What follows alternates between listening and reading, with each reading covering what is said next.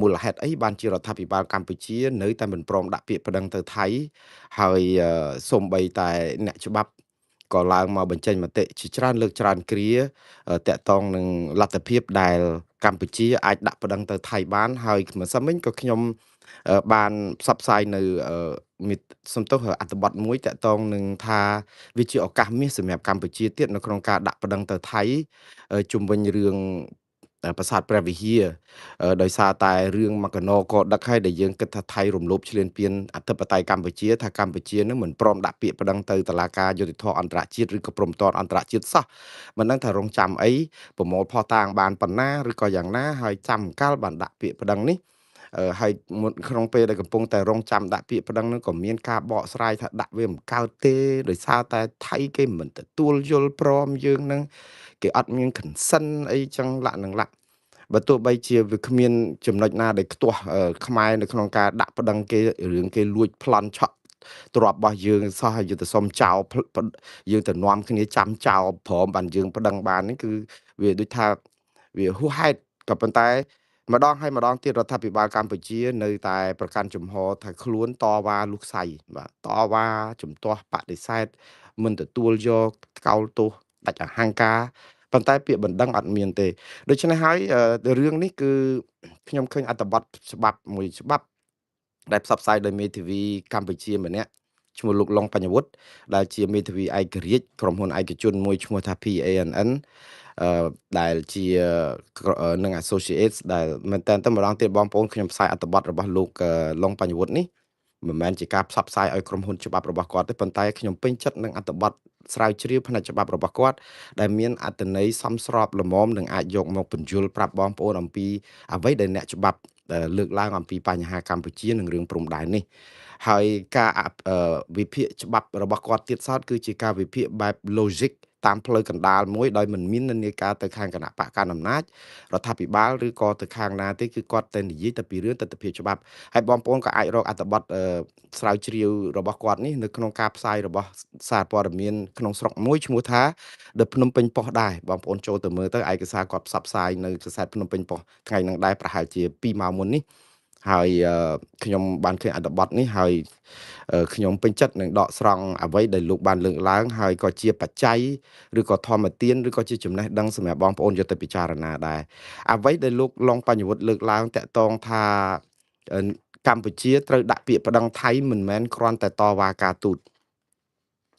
មែនតើជាការបើកទំព័រនៅក្នុងការសរសេរអត្ថបទដ៏វែងរបស់លោកស្ដីអំពីការវិភាគផ្នែកច្បាប់ពីរឿងការដែលត្រូវប្តឹងថៃទៅតុលាការយុត្តិធម៌អន្តរជាតិនេះ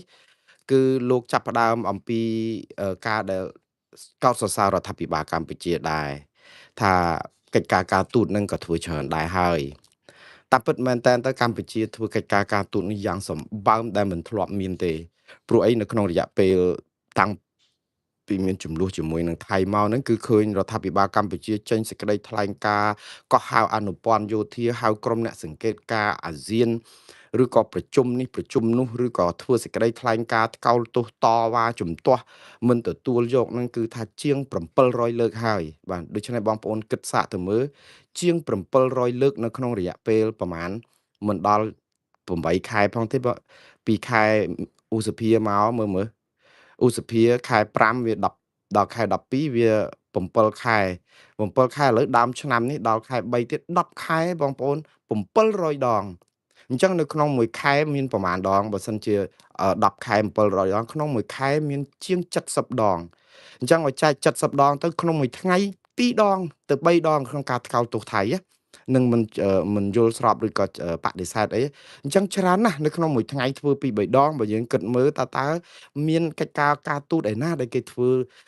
ដូច្នេះលាំងសន្ធប់បែបនេះក៏ប៉ុន្តែរឿងទាំងអស់ហ្នឹងគឺជារឿងត្រឹមត្រូវនៅក្នុងការដែលយើងជំទាស់ទៅថៃក៏ប៉ុន្តែក្នុងពេលជាមួយគ្នាហ្នឹងអត់មានពាក្យប្តឹងទៅតុលាការយុត្តិធម៌អន្តរជាតិអំពីការរំលោភច្បាប់អន្តរជាតិហ្នឹងទេហើយអ្វីដែលលោកឡុងបញ្ញវុฒิលើកឡើងសំខាន់ដែលខ្ញុំលើកយកមកជម្រាបជូនបងប្អូននេះគឺតាក់ទងនឹងរឿងកាលពីកម្ពុជាតវ៉ាថ្ងៃទី13ខែមីនាឆ្នាំ2026ក្រសួងការបរទេសកម្ពុជាតវ៉ាថៃយ៉ាងដាច់អហង្ការតាក់ទងនឹងការសង់អឺឬក៏ធ្វើលេនដ្ឋានឬក៏ប៉ុស្តិ៍យាមជាសំណង់យោធា ប៉ុស្តិ៍យាមរបស់គាត់នៅម្ដុំវត្តកែវសិក្ខាគិរីស្វារៈនិងម្ដុំពយប្រាសាទព្រះវិហារដែលតំបន់ទាំងអស់នេះគឺស្ថិតនៅក្នុងដែនអធិបតេយ្យរបស់កម្ពុជាមិនមែនតំបន់ប្រទាញបតុងទេតែស្ថិតនៅក្នុងសាលដីការបស់តុលាការអន្តរជាតិ ICJ ទៅទៀតហើយនៅក្នុងនេះគឺយើងឃើញកម្ពុជាគឺបានចេញសេចក្តីថ្លែងការណ៍ថ្កោលទោសយ៉ាងដាច់អហង្ការតាក់ទងនឹងសំណង់យោធាថ្មីឬក៏ការធ្វើនៅក្នុងដែនអធិបតេយ្យរបស់កម្ពុជាតែថ្កោលទោសយ៉ាងដាច់អហង្ការប្រាប់ថានេះជាការរំលោភបំពានច្បាប់អន្តរជាតិរំលោភបំពានខ្លឹមសារនៃសាលដីការបស់តុលាការអន្តរជាតិដល់ទៅ2លើកខ្លឹមសារសាលដីកាឆ្នាំ1962ថ្ងៃទី15ខែមិថុនានិងសាលដីការបស់តុលាការអន្តរជាតិ ICJ ដដែលនេះកាលពីនៅម្ដុំឆ្នាំ2013ហើយយើងមើលកម្ពុជាប្តឹង2សារហើយសេចក្តីសម្រេចគឺ2សារឲ្យកម្ពុជាឈ្នះទាំង2សារឥឡូវនេះថៃបំពេញនៅលើកន្លែងសាលដីកាដដែលហេតុអីបានជាយើងមានត្រឹមតែការតវ៉ាលោកឡុងបញ្ញវុធលើកឡើងចេះថាការដែលថៃចាប់ផ្ដើមសាងសង់ប៉ុស្តិ៍យាមសំណង់យោធាលេនដ្ឋានដាក់ទង់ជ័យនៅលើដីថៃដីខ្មែរមានទាំងប្រពុតបដិមាលក្ខណៈនៅទីតាំងជាច្រើនផ្សេងទៀតវាមិនមែនជាការដែលបង្កើតឲ្យតែមានការតវ៉ាទេគឺជាការបង្កើតឲ្យមានជាភាពប្រក្រតីនៃការរំលោភឈ្លានពានដែនអធិបតេយ្យកម្ពុជាហើយយកជាភាពស្របច្បាប់ដោយការបង្កើតភាពប្រក្រតីកម្ពុជាចេះតែតវ៉ាទៅចឹងបានគេហៅថាឆ្កែតែចេះតែព្រុសមនុស្សចេះតែដើរកម្ពុជាចេះតែតវ៉ាជាការពិតហើយជានៃការទូតក៏ប៉ុន្តែនៅពេលដែលជេរកាលរយៈពេលកាន់តែវែងយូរទៅគឺសំណង់នឹងคล้ายទៅជាសំណង់ស្របច្បាប់អ្វីទាំងអស់ហ្នឹងគឺយើងមិនអាចទៅឈូសឆាយកាយកវត្តចោលឲ្យបានទៀតទេព្រោះអីអាការតវ៉ារបស់យើងហ្នឹងគឺវាគ្រាន់តែជាការតវ៉ាការទូតលោកលងបញ្ញវុធក៏លើកឡើងដែរថាមិនជំទាស់រដ្ឋាភិបាលនៅក្នុងការដាក់កតវ៉ាផ្លូវទូតទេព្រោះអីវាជាជំហរដែលត្រូវធ្វើហើយព្រោះនៅពេលដែលគេឈ្លានពានឬក៏ធ្វើអីមួយយើងត្រូវតែឲ្យមានកំណត់ទូតអានេះគឺជារឿងត្រឹមត្រូវដែលរដ្ឋាភិបាលកម្ពុជាត្រូវធ្វើក៏ប៉ុន្តែនៅក្នុងជាមួយគ្នានេះគឺដោយសារតែការបំពាននៅតំបន់ពយប្រាសាទព្រះវិហារហើយនិងវត្តកែវសិក្ខាគិរីស្វារៈនេះដែលជាអឺដីរបស់ខ្មែរនៅក្នុងដែនអធិបតេយ្យដែលមាននៅក្នុងសាលដីការបស់តុលាការយុត្តិធម៌អន្តរជាតិបែបនេះលោកលងបញ្ញវុធស្នើឲ្យប្រើប្រាស់មាត្រា60នៃលក្ខន្តិកៈក្រុងរ៉ូមនៃតុលាការយុត្តិធម៌អន្តរជាតិហ្នឹងដែលនិយាយអំពីភាពស្របច្បាប់របស់ភាគីនៅក្នុងវិវាទក្នុងការស្នើឲ្យតុលាការ ICJ បកស្រាយឡើងវិញសាលដីការបស់ខ្លួនសាលដីកានេះបកស្រាយប្រមាណដងក៏បានដែរមិនមែនជាបណ្ដឹងថ្មីទេគឺជាការស្នើសុំឲ្យតុលាការនេះបកស្រាយខ្លឹមសារនៃសាលដីកាឡើងវិញព្រោះអីសាលដីកាដែលអនុញ្ញាតឲ្យកម្ពុជាគ្រប់គ្រងដែនអធិបតេយ្យនៅតំបន់ពយប្រាសាទព្រះវិហារពយហ្នឹងហើយនឹងតំបន់នៅកែវសិក្ខាគិរីស្វារៈវត្តកន្លែងហ្នឹងហេតុអីបានជាថៃនៅតែបកស្រាយថាតំបន់ហ្នឹងជាតំបន់របស់គេហើយនៅតែឈ្លានពានបានដូច្នេះហើយនេះគឺជាឱកាសសម្រាប់កម្ពុជាជាឱកាសមាសនៅក្នុងការប្តឹងទៀតមិនមែនត្រឹមតែតវ៉ាការទូតទេដូច្នេះអ្វីដែលលោកឡុងបញ្ញវុធលើកឡើងនេះគឺវាមានច្រើនណាស់បងប្អូន8ទំព័រខ្ញុំគ្រាន់តែសង្ខេបនៃខ្លីតែប៉ុណ្ណឹងលោកថាកម្ពុជាអត់ត្រូវការយល់ព្រមពីភាគីណាទាំងអស់នៅក្នុងការដាក់ប្តឹងទៅតុលាការយុត្តិធម៌អន្តរជាតិព្រោះនេះមិនមែនជាបណ្ដឹងថ្មីទី1ទី2គឺជាការស្នើសុំឲ្យបកស្រាយខ្លឹមសារសាលដីកាចាស់លើកពីទាំងពីរលើករបស់តុលាការយុត្តិធម៌អន្តរជាតិដែលផ្ដាល់ទឹកដីដែលតំបន់ពយប្រាសាទព្រះវិហារនិងម្ដុំវត្តកែវសិក្ខាគិរីស្វារៈនេះឲ្យកម្ពុជាគ្រប់គ្រងហេតុអីបានថៃអាចមកបំពេញធ្វើប្រទេសផ្ដាស់បានយើងកុំនិយាយពីការបំផ្លាញប្រាសាទព្រះវិហារខ្ទេចខ្ទីអីផ្សេងទៀតអាហ្នឹងគឺជាបណ្ដឹងដែលត្រូវតែដាក់ឲ្យខាងតែបានណាឥឡូវយើងនិយាយអំពីបណ្ដឹងដែលមានស្រាប់ឬក៏កន្លែងដែលតុលាការធ្លាប់សម្រេចឲ្យថៃនៅបំពេញបងប្អូនសហគិតទៅមើលតំបន់ដែលមានស្រាប់នៅក្នុងសាលដីកាថៃនៅហ៊ានបំពេញចោះទម្រាំតំបន់ផ្សេងទៀតដែលប្រទីងបតុងគ្នាដូចស្អីព្រៃច័ន្ទភូមិជោគជ័យតំបន់អានសេះភ្នំទ្រាប់មុំ3ឬក៏ប្រាសាទតាកបីប្រាសាទតាមាន់អីគេមានខ្លាចអីបងប្អូនអញ្ចឹងហើយបានថានេះហើយគឺជាឱកាសចុងក្រោយហើយសម្រាប់កម្ពុជានៅក្នុងការដាក់ប្តឹងទៅតុលាការយុត្តិធម៌អន្តរជាតិសូមឲ្យបកស្រាយសាលក្រមនិងផែនទីខ្នាត1/200,000ដើម្បីឲ្យតំបន់ប្រាសាទព្រះវិហារនេះដាច់ស្រេចហើយក៏ជាឱកាសមាសសម្រាប់កម្ពុជាដែរនៅក្នុងការដាក់ភ្ជាប់ទាំងអស់តែម្ដងទៅតំបន់ទាំង40-50កន្លែងដែលថៃទន្ទ្រានឈ្លានពាននឹងព្រោះវាមាននៅក្នុងផែនទីខ្នាត1/200,000នេះហើយជាឱកាសដែលដាក់ពាក្យប្តឹងទៅតុលាការយុត្តិធម៌អន្តរជាតិ ហើយនៅក្នុងពេលជាមួយគ្នាហ្នឹងលោកឡុងបញ្ញវុត្តក៏បានលើកឡើងអំពីចំណុចមួយតាក់ទងនឹងការបកស្រាយមានមាត្រា40នៅក្នុងលក្ខន្តិកៈរបស់ក្រុងរ៉ូមហ្នឹងបានចែងទៀតថាពេលដែលកម្ពុជាដាក់ពាក្យប្តឹងទៅតុលាការយុត្តិធម៌អន្តរជាតិ ICJ សុំឲ្យបកស្រាយសាលដីកាឡើងវិញដើម្បីទប់ការឈ្លានពានរបស់ថៃក៏អាចសុំវិធានការបណ្ដោះអាសន្នមួយដែលដូចជាក្នុងដីកាកម្ពុជាដែលយើងស្គាល់ថាជាដីការក្សាការពារគឺជាដីកាមួយដើម្បីស្នើសុំឲ្យតុលាការយុត្តិធម៌អន្តរជាតិនឹងចេញប្រាប់ថាថៃមិនអាចសាងសង់សំណង់អីបានទាំងអស់មិនអាចសាងសង់លេនដ្ឋានមិនអាចធ្វើប៉ុស្តិ៍យាមមិនអាចធ្វើសំណង់រូបវន្តអីទាំងអស់នៅលើដែនដីដែលកំពុងមានវិវាទដល់ពេលយើងដាក់ប្តឹងទៅដូច្នេះមានតែវិធីនេះទេដែលទប់ថៃមិនឲ្យធ្វើអីគ្រប់បែបយ៉ាងបើអត់ទេថៃសមុទ្រក្នុងខោកាយរាល់ថ្ងៃបងប្អូនមើលកាយរាល់ថ្ងៃខ្មែរយើងក៏កាយឆ្លោះគ្នាថៃក៏កាយដីចូលក្នុងដីដែនអធិបតេយ្យរបស់យើងមើលថាតើអ្នកណាចំណេញអ្នកណាខាតហើយអ្នកដែលបាត់បង់ច្រើនជាងគេហើយនៅសង្ឃឹមថាថៃនឹងប្រទៀនខ្ជាក់មកវិញនេះគឺទៅសុំភ្លើងយក្សហើយដូច្នេះខ្ញុំគិតថាអត្ថបទច្បាប់របស់លោកឡុងបញ្ញវុត្តនេះមានខ្លឹមសារនិងអត្ថន័យគ្រប់គ្រាន់សម្រាប់បញ្ញវន្តអ្នកច្បាប់កម្ពុជានឹងយកទៅពិចារណាព្រោះអ្វីដែលលោកសន្និដ្ឋានជាចុងក្រោយលោកថាអឺរឿងសំខាន់ណាស់អ្វីអត់មានមន្ទិលទេនៅពេលនេះគឺព្រំដែនកម្ពុជាត្រូវកំណត់ដោយច្បាប់គឺច្បាប់អន្តរជាតិមានភាពច្បាស់លាស់ដូច្នេះគឺយើងមិនត្រូវអនុញ្ញាតឲ្យថៃគូសវាសព្រំដែនឡើងវិញហើយរៀបចំហេដ្ឋារចនាសម្ព័ន្ធទន្ទ្រានឈ្លានពានកាយរាល់ថ្ងៃនឹងហើយយូរទៅធ្វើឲ្យរបស់ទាំងអស់នឹងคล้ายទៅជារឿងស្របច្បាប់របស់ថៃដោយសារតែយើងមិនប្តឹងទៅតុលាការយុត្តិធម៌អន្តរជាតិដើម្បីឲ្យតុលាការនេះដោះស្រាយនិងផ្ដល់ភាពយុត្តិធម៌ឲ្យមកកម្ពុជាបាទហើយខ្ញុំសង្ខេបខ្លឹមសារនេះត្រឹមប៉ុណ្ណេះហើយខ្ញុំជឿថាអឺនេះមិនមែនជាគំនិតរបស់មួងណារ៉េតទេខ្ញុំក៏នៅតែយល់ថា100%ហើយដែលខ្មែរយើងអាចប្តឹងថៃបានដោយមិនមានបញ្ហាទេក៏ប៉ុន្តែដើម្បីឲ្យបងប្អូនអស់ចិត្តថាតើអ្នកច្បាប់កម្ពុជាគេនិយាយថាម៉េចហើយការដែលនាំគ្នារារែកចិត្តឬក៏នាំគ្នាបន្តិចផ្អាក់ប្រាប់ថាប្តឹងមិនបានអីទេមិនដឹងថាអស់លោកមានចេតនាអីខ្ញុំកំពុងតែឆ្ងល់ហេតុអីបានជាស្រុកយើងកំពុងតែមានទុក្ខដីយើងកំពុងតែត្រូវគេលេបត្របាក់ទ័ពយើងមិនអាចទៅវាយដណ្ដើមដីយើងពីគេមកបានតាមចំនួនប្រដាប់អាវុធទេយើងមានអីទៀតដែលនៅសេសសល់ចុងក្រោយសេចក្តីសង្ឃឹមរបស់យើងគឺមានតែតុលាការយុត្តិធម៌អន្តរជាតិនឹងតើដែលជាអាវុធគ្មានផ្សែងដែលជាឥទ្ធិពលដ៏មហិមាមិនត្រូវការច្បាំងគ្នាមិនត្រូវការឆ្លោះគ្នាទេហើយរឿងនេះក៏មិនមែនជាការប្រឈមដាក់គ្នាដែរយើងប្តឹងទៅតុលាការយុត្តិធម៌អន្តរជាតិមិនមែនជាការញុះញង់ដើម្បីឲ្យចំនួនប្រដាប់អាវុធនេះកាន់តែកក្រើកទេអត់ទេគឺជាការធ្វើឲ្យស្ថានភាពស្ងប់ទៅវិញព្រោះអីតុលាការគេដោះស្រាយវាមានយកចុងកណ្ដុងយកទៅដោះស្រាយឯណាផ្ទុយទៅវិញការដែលមិនប្តឹងទៅតុលាការយុត្តិធម៌អន្តរជាតិហើយបណ្ដោយឲ្យថៃចាប់ផ្ដើមកកាយ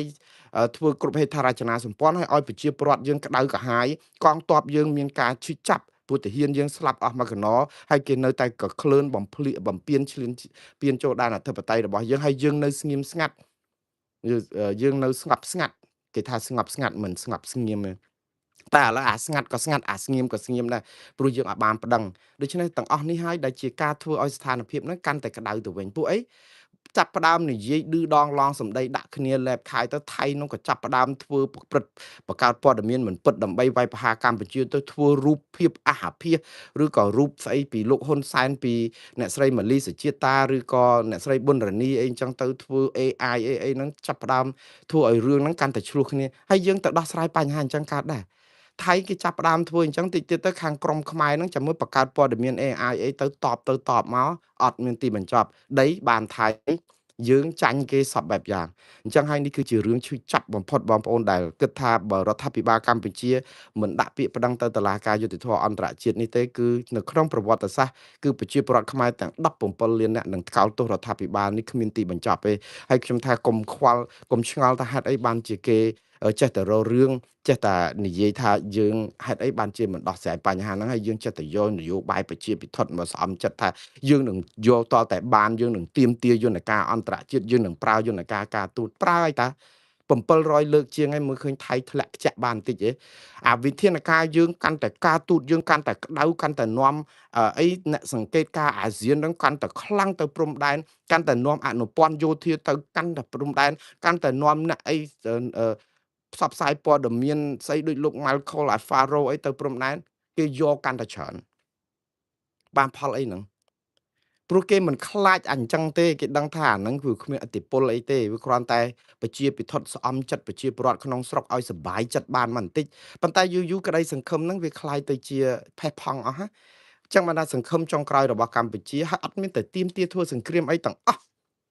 គឺត្រូវការដាក់ពាក្យប្តឹងអញ្ចឹងហើយបាននេះខ្ញុំអាណិតរដ្ឋាភិបាលក្រៅប្រទេសនេះដែលពេលឃើញរដ្ឋាភិបាលក្នុងប្រទេសអត់ដាក់ហ្នឹងពេលខ្លះដូចលោកអ៊ុំសំអាននេះមកលើកដៃសាពះអង្វរលោកហ៊ុនម៉ាណែតបងប្អូនសហគិតមើល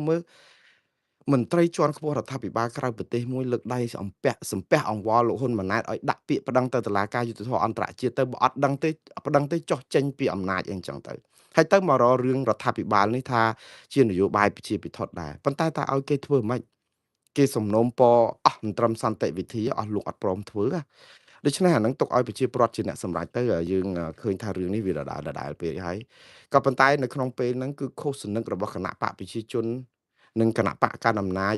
ចំណាយពេលវេលាឥតប្រយោជន៍ម៉ោងនេះគឺអត់ប្រយោជន៍តោះតែសោះអត់ព្រមរិះគន់លើកទឹកចិត្តឲ្យរដ្ឋាភិបាលដែលខ្លួនឯងស្រឡាញ់ផ្កាប់មុខហ្នឹងនាំគ្នាដាក់ពាក្យប្តឹងទៅតុលាការយុត្តិធម៌អន្តរជាតិដើម្បីបានដីថៃដីខ្មែរដែលថៃរំលោភបំពានឈ្លានពានមកវិញនាំគ្នាមកខំមកប្រសាចមកវិយប្រតិចរដ្ឋាភិបាលក្រៅប្រទេសឯនេះទៅវិញបងប្អូនយើងកំពុងតែសាបព្រោះខ្យល់រមែងទទួលផលជាព្យុះសង្គ្រាហើយយើងធ្វើជាមៀបែបនេះតើមៀឯណាទៅអាចឈ្នះព្រះខ្ញុំមិននិយាយថាក្រុមប្រឆាំងជាព្រះទេប៉ុន្តែសច្ចធម៌យុត្តិធម៌គឺជាព្រះតំណាងឲ្យសភាវៈល្អឯអ្នកដែលជ្រែកមៀនឹងគឺជាសភាវៈអកតេសភាវៈអាក្រក់អរូបអប្រ័យអីចឹងទៅគឺវានឹងនិរិះអន្តរាយវានេះអន្តរាយពួកអំពើនេះជាអំពើបាបយើងឃើញពួកគាត់ទៅរៀបចំសមាជមួយនៅឯវត្តភ្នំសេរី3ថ្ងៃពីថ្ងៃសុក្រសៅរ៍អាទិត្យកន្លងទៅនេះគឺមានប្រជាប្រដ្ឋចូលរួមមកពីគ្រប់បណ្ដាប្រទេសដែលខ្មែររស់នៅគាត់រៀបចំចេញជាគោលនយោបាយអីបានយ៉ាងច្រើនជាការពិតហើយបើសិនជារដ្ឋាភិបាលក្រៅប្រទេសនេះមិនធ្វើអីសោះតើប្រជាពលរដ្ឋកម្ពុជាធ្វើអីគេបានសពថ្ងៃយើងក្រៅតែពីស្ដាប់ភាសាឃោសនាប្រជាពិធរបស់រដ្ឋាភិបាលកម្ពុជាហ្នឹងហើយខ្ញុំឆ្ងល់រឿងឃោសនិករបស់រដ្ឋាភិបាលកម្ពុជាហ្នឹងទៅ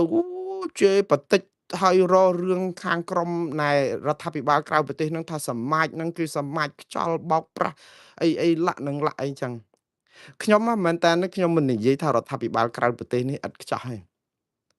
ក៏ប៉ុន្តែខ្ញុំឆ្ងល់រឿងឃោសនិករបស់គណៈបកប្រជាជនកម្ពុជានិងគណៈបកកណ្ដាលអំណាចហេតុអីមិនយកពេលវេលានេះទៅប្រាប់រដ្ឋាភិបាលឲ្យដាក់ពាក្យប្តឹងទៅតុលាការយុត្តិធម៌អន្តរជាតិទៅបើសិនជាអស់លោកគិតថាចង់បានដីថៃដីខ្មែរដែលថៃយកទៅនឹងហេតុអីបានមករករឿងរដ្ឋាភិបាលកម្ពុជាឯករាជ្យ$23ដែលរួបរួមគ្នាផ្ដុំគ្នាបង្កើតជាព្រឹត្តិការណ៍មួយឬក៏សមាជជាតិឬក៏ស្ដាប់មតិពលរដ្ឋដើម្បីអីយើងមើលសេចក្តីសម្រេចរបស់គាត់ទី1ជំរុញឲ្យអ្នកទទួលខុសត្រូវវាសនាប្រទេសកម្ពុជារិះរកវិធីបញ្ចប់សង្គ្រាមជាមួយប្រទេសថៃក្នុងភាពថ្លៃថ្នូរប្រកបដោយកិត្តិយសសម្រាប់កម្ពុជាហើយប្រគល់សងដោយសន្តិវិធីនៅទឹកដីដែលបរទេសបានលេបត្របាក់ដោយយោងតាមកិច្ចព្រមព្រៀងកិច្ចសន្តិភាពទីក្រុងប៉ារីស$23ឆ្នាំ1991ចំណុចមួយតែគាត់ខុសអីទៀមទាឲ្យថៃខ្ជាក់ដីមកវិញហើយឲ្យអ្នកទទួលខុសត្រូវប្រគល់ដីមកវិញតែគាត់ក្បត់ជាតិកន្លែងណាខ្ញុំពងតែឆ្ងល់ហេតុអីបានជាអស់លោកគិតថាទង្វើនឹងគឺជាទង្វើប្រទេសផ្ដាស់អាហ្នឹងទី1ទី2គឺបំបត្តិឲ្យបានពិតប្រាកដសកម្មភាពឆបោកអនឡាញតាមប្រព័ន្ធអ៊ីនធឺណិតហ្នឹងគឺលើទឹកដីកម្ពុជាដើម្បីឲ្យប្រទេសកម្ពុជាយើងស្ដារមុខមាត់កុំឲ្យខូចឈ្មោះធ្ងន់ធ្ងរដូចសពថ្ងៃនាំមកវិញនៅការបំបត្តិអំពើពុករលួយនាំមកសន្តិសុខសង្គមបំបត្តិអំពើអសន្តិសុខសង្គមនាំមកយុត្តិធម៌បំបត្តិអំពើយុត្តិធម៌ដើម្បីឲ្យខ្មែរយើងកាន់តែខ្លាំងហើយអាហ្នឹងវាខុសអីបំបត្តិអំពើអយុត្តិធម៌បំបត្តិអំពើពុករលួយបំបត្តិការឆបោកអនឡាញចង់ឲ្យមេខ្លោងក្រាក់អនឡាញហ្នឹងត្រូវគេចាប់យកមកទទួលខុសត្រូវវាខុសអីរដ្ឋាភិបាលក្រៅប្រទេសហ្នឹងគាត់ធ្វើនៅខុសអីខ្មែរក្រៅប្រទេសហ្នឹងមានកំហុសអីអស់លោកចុះបើក្នុងប្រទេសធ្វើមិនកើតបើគាត់និយាយប៉ុណ្ណឹងខុសអីបើគាត់ជាអ្នកកាន់រដ្ឋាភិបាលគាត់ច្បាស់ជាធ្វើរឿងទាំងអស់ហ្នឹងតើបានប្រយោជន៍ទៅអ្នកណាអត់មានអំពើពុករលួយមានសន្តិសុខឡើងវិញមានយុត្តិធម៌សង្គមហើយបានប្រយោជន៍អ្នកណាប្រជាពលរដ្ឋទាំង17លាននេះហេតុអីបានជាអស់លោកមើលឃើញថានឹងជាអំពើផ្ដេសផ្ដាស់ទៅវិញចំណុចទី3គាត់ថាមិនទទួលស្គាល់រដ្ឋាភិបាលក្រុងភ្នំពេញបច្ចុប្បន្នដែលកើតចេញពីការលួចបន្លំសន្លឹកឆ្នោតនិងលួចអំណាចពីប្រជារាស្ត្រហើយដែលមិនអាចបំពេញបេសកកម្មស្ដារប្រទេសជាតិបានវិញ